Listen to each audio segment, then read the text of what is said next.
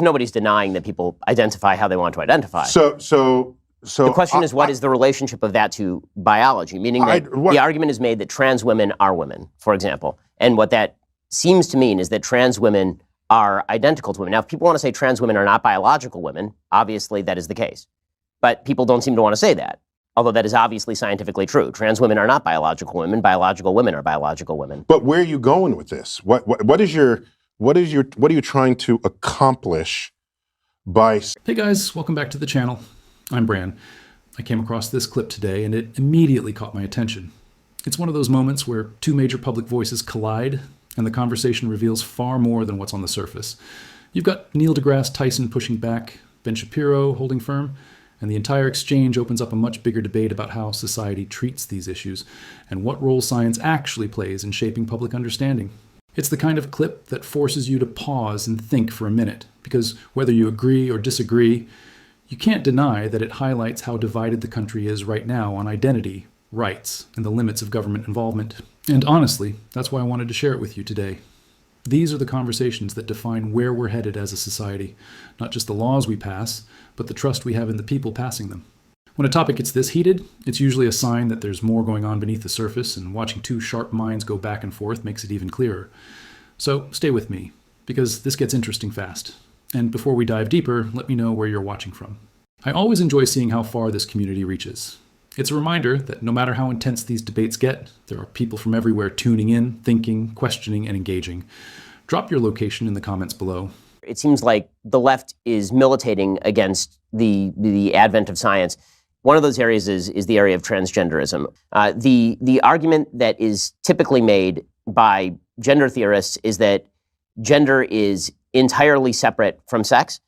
You've seen the argument made that it makes no difference on average if men are stronger than women are, and that if we were to allow transgender women to compete with non-transgender women, then this would somehow not disadvantage biological women.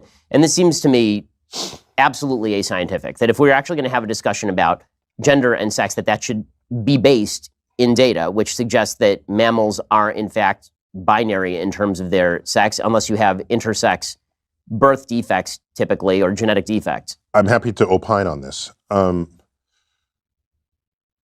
This only matters because today we segregate nearly all sports by gender. Otherwise, why do you even give a shit what someone identifies with? We live in a free country, and with consenting adults and people free expression of who and what they are. Man, on adult level, I agree with you. I think it does matter what you teach your children. That's what I'm saying. And so there's the matrix of what you are biologically, how you express yourself, who you choose as a sexual partner. If we actually live in a free country, as we tell ourselves, people's freedom to behave in any of those ways should not concern you at all. Nor are they requiring that you behave that way. Okay? Well, this is for their own freedoms, because we live in a free country. Now, what is unresolved here is, what do you do with sports? It's unresolved. And I've followed that closely, and I don't see any meaningful solutions to come down off of that. We know that hormones manifest differently in different people, and there's the whole thing with steroids. Steroids are hormones, right? And we rallied against steroids in professional sports because it gives you an undue advantage. So, I've tried to think of what the future of sports would be in the world of a gender spectrum. And it may be, you don't specify whether it's a male or female sport. You just take measurements of what your hormonal balances are. And so you compete based on your hormones. This is thought I had. I don't know. I don't know where it's going to land. The WNBA won't be in business for very long if that's the case. It would just be, you'd have to find some way to compete people against each other if you still care that sports is an interesting activity. I guess the area where it does come up in a non-sports area. Yeah, tell me, I don't know. So it would be, you talk in your book about the education of children and teaching children about science. And right now, children are being taught about the quote-unquote gender spectrum, which is not scientifically based. That is a theory-based idea. No, wait, hold on. People express themselves on a spectrum. So you learn that. That's a social point, not a scientific point. Meaning we express ourselves hold on. based in different languages. Is that something you teach in science class, or is that something that you teach when you're teaching language? So whether the fact that people want to express themselves on a spectrum, on a gender spectrum, whether that fact is something you want to put in a sociology class or in a science class, maybe that remains to be determined. But it is a real fact about real society. Yeah, I totally agree with what Neil said here, and honestly, the more you listen to him break it down, the more you realize how unnecessarily complicated this whole issue becomes once politics gets involved. He's pointing out something incredibly simple that people keep ignoring. The only reason this even turns into a national argument is because we've chosen to separate sports by gender. That's it. Outside of that very specific, very narrow context, someone's identity has absolutely no effect on your life. Your job doesn't change, your rights don't shrink, your family isn't threatened, and your daily routine stays exactly the same. People should be able to express themselves freely, because that freedom is supposed to be part of what this country stands for. Neil's basically reminding everyone that one person living in a way that feels true to them doesn't harm you in any way, and it's wild that we keep pretending it does. And that's why the way Ben starts this conversation really bothered me. The whole claim that the left is militating against science just comes off as exaggerated and unnecessary. It's like he's trying to create this dramatic battle where none exists. Nobody in this exchange is denying biology. Nobody's pretending chromosomes don't exist or that physical differences never matter. That's not the argument. Acknowledging that transgender people exist doesn't mean you're rejecting science. It means you're recognizing the difference between biological facts and human identity, which aren't the same thing. You can fully understand biology and still believe people deserve basic respect. Those two ideas don't clash, and it gets frustrating when Ben frames it like they do just to score rhetorical points. And when Ben shifts the discussion towards sports, yes, that's a legitimate area where fairness needs to be carefully considered. Nobody's pretending competitive advantage isn't real. But even in that context, his tone makes it feel less like a sincere conversation about policy and more like a way to use science as a shield while dismissing an entire group of people. Instead of talking about solutions, adjustments, or future models for competition, he frames the whole thing as if people are attacking biology by existing. It turns the conversation into something hostile when it doesn't need to be. That's the part people get tired of, the way scientific terms get thrown around to paint trans people as some kind of danger rather than approaching the issue with nuance, which is exactly why Neil's perspective felt so refreshing. He cuts through the dramatics and focuses on the reality that's right in front of us. Outside of sports, none of this affects anyone else. If someone expresses their identity in a certain way, that's their personal choice. It's their life, their expression, their freedom, and they're not asking you to change your own life to accommodate it. That's what living in a free country is supposed to mean. People don't have to fit into a narrow box in order to deserve respect. Neil's basically saying that you don't get to cherry pick who gets freedom based on your personal comfort level. Freedom only means something when it applies to everyone, not just the people who think or live exactly the way you do. And honestly, that's why this whole conversation sticks with me. It's a reminder that these cultural debates often get twisted into something way bigger than they need to be. People start acting like someone's identity is some threat to society when, in reality, most of the panic is manufactured. Neil brings it back to the core principle. If someone else's expression doesn't take anything away from you, why should it bother you? That's what real freedom looks like. Not selective freedom, not conditional freedom, but freedom for everybody. And once you understand that, a lot of the noise around this issue fades away.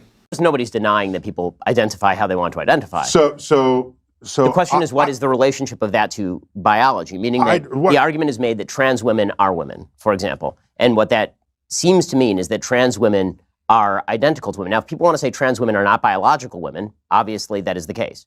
But people don't seem to want to say that, although that is obviously scientifically true. Trans women are not biological women. Biological women are biological women. But where are you going with this? What are you trying to accomplish by asking yourself, is it science or is it not science? It's people in society. But this is a perfect example of an area where suddenly it doesn't matter to say things that are just true. Like, why is it bad or wrong to point out? I have another way to approach this. I care what is objectively true in the world as a scientist. But let me not say even as a scientist. I just simply care what is objectively true. And science happens to be a pretty potent path to invoke, to find out what is true. And so if people express themselves on a gender spectrum, and that is an actual thing in an actual society, if we have not fully explained that scientifically, that's an interesting frontier to study. If you want to say it's only sociological, then it's the purview of the social sciences. I don't care who studies it. It's an interesting fact about society that's worth learning about. To fight someone and say, it's not biological, it's just your this, it's real and it's there. Well, because it's real because it manifests. But it is real because it manifests. But the question of how to classify manifestation is a scientific question, meaning that, for example, there was a woman over at Brown University. Mm-hmm. She came out with a study that suggested that there was a phenomenon called rapid onset gender dysphoria, in which a member of a particular group would suffer from gender dysphoria, and this person's immediate peer group would suddenly have an onset of gender dysphoria. This paper was so controversial that Brown tried to pull it, and then was forced to reassign it later. You see this sort of treatment. That's a different question. What you're asking now is, are there some topics that should not be studied scientifically? Right. And is there some taboo? And Sam Harris speaks a lot about this. Yes. And I think the concern is, if you study some topic that's a hot button topic and you bring scientific methods and tools to it, we don't trust, I'm interpreting here, I think we as a society don't trust that people in charge in a free country won't try to legislate something that will constrict people's freedoms in the face of that information. I think that's the fear. Well, isn't that... It's a fear. I mean... Yeah, I completely agree with Neil here again. And honestly, the way he lays it out is so straightforward that it's amazing people still try to twist this into something complicated. He's making an extremely reasonable point. If people express themselves on a gender spectrum, then that expression is a real part of society, whether it fits neatly into someone's preferred definition or not. And if science hasn't caught up to fully explain every dimension of that experience yet, that shouldn't be treated like a justification for dismissal. It should be treated like an invitation to learn more. That's literally what science is supposed to do. It's supposed to investigate the areas where our understanding is incomplete, not cling to old frameworks just because new information feels uncomfortable to certain groups. When Neil says he doesn't care whether it's biologists, sociologists, or any other field studying it, that open-mindedness is exactly what genuine scientific curiosity looks like. The point isn't which academic label gets to own the conversation. The point is that gender expression exists. It shows up across cultures and eras, and it clearly has social, psychological, and biological layers worth exploring. Pretending it's irrelevant just because it doesn't fit a rigid binary doesn't move society forward. It only deepens confusion and encourages people to ignore lived realities that are staring them in the face. But then Ben jumps in with that rapid onset gender dysphoria study, treating it like it's some kind of definitive answer when it's anything but. Bringing up a single controversial study, one that was widely criticized for methodological problems, and acting like it undermines the entire subject, is not responsible science. It's cherry picking. It's taking one data point and building a whole narrative around it because it supports the argument you already wanted to make. That's not how scientific inquiry works, and it's definitely not how you treat an entire population's experiences with any kind of seriousness or respect. What really frustrates me is how he frames the backlash to that study as if people were trying to shut down research entirely. That's not what happened. What people object to is the misuse of flawed research to delegitimize real human experiences. Experiences that deserve more nuance, not less.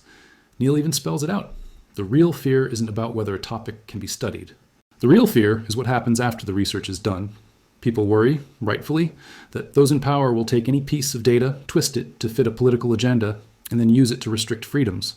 And when you look at the history of marginalized groups in this country, that fear is more than understandable. In my opinion, that's why Neil's perspective feels so grounded. He's not saying don't study it. He's saying study it responsibly without using the results as an excuse to legislate people's identities out of existence.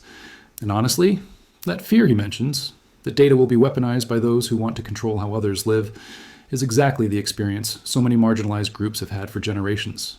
They've seen how quickly scientific findings can be spun into restrictions, judgments, or even outright discrimination. That's why his warning hits so hard.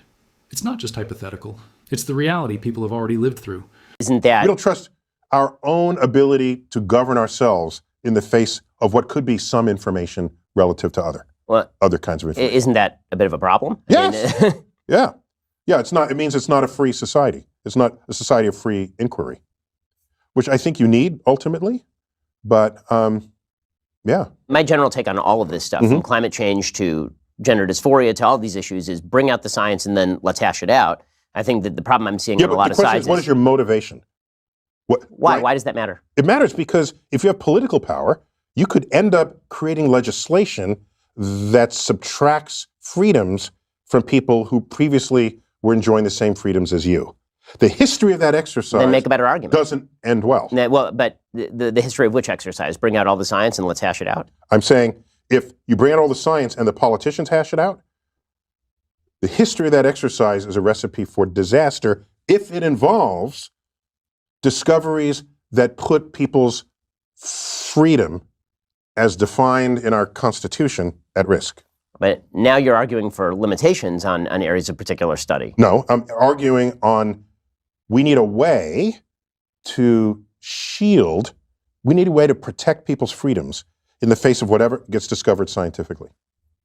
So I agree. I think that's what the Constitution is for, is to guard rights from... But we're always fighting people who want rights are always fighting others who are saying they don't get the rights from the Constitution. This is a daily challenge on the progressive left. It is a daily challenge, right? Here's an example. I forgot how I ended up getting this phone call. It was some magazine that serves the gay community.